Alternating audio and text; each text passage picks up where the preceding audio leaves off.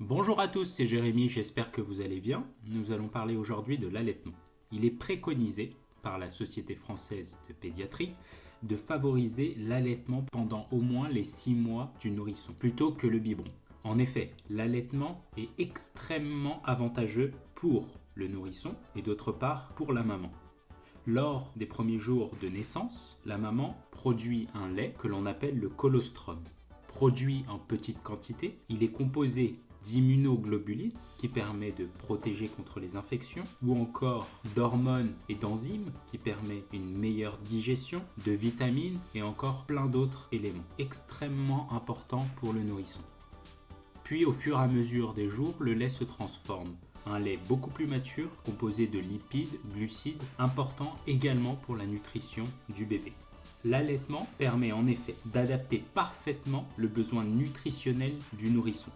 D'autre part, il permet de diminuer le risque d'infection, de diminuer les risques d'obésité plus tard, diminuer le risque d'apparition d'allergies et encore d'autres maladies.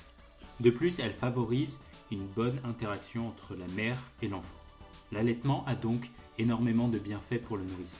Par ailleurs, elle a un rôle à jouer pour la mère. Elle permet de favoriser la perte de poids après l'accouchement, améliore le bien-être et diminue le stress de la mère, diminue le risque d'apparition de diabète et d'autre part diminue le risque d'apparition de cancer du sein ou de l'ovaire.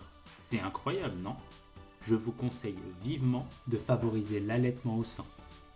Il y a bien sûr lors de l'allaitement certaines précautions à avoir. Il est important de penser à l'hygiène, c'est-à-dire un lavage à l'eau et au savon au niveau du mamelon avant la tétée.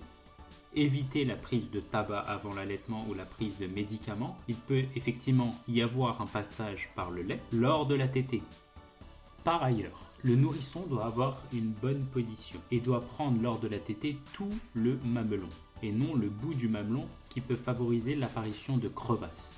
Je vous mets en bas de la vidéo des images vous montrant comment faire. Il est de plus important de donner la tétée à la demande. Ne pas trop forcer le nourrisson, mais lui donner de manière régulière et à la demande. Il est donc important de faire attention à certaines règles lors de l'allaitement, afin d'éviter l'apparition de crevasses, par exemple, qui peut être très gênante pour la maman, ou encore l'apparition d'engorgement qui peut par la suite se compliquer d'infections. Des infections au niveau du sang nécessitant un traitement. Je vous conseille donc vivement, comme je vous l'ai dit tout à l'heure, de favoriser l'allaitement. Il existe énormément de bienfaits d'une part pour le nourrisson et d'autre part pour la mère. Je vous dis donc à bientôt pour une nouvelle vidéo. Ciao ciao!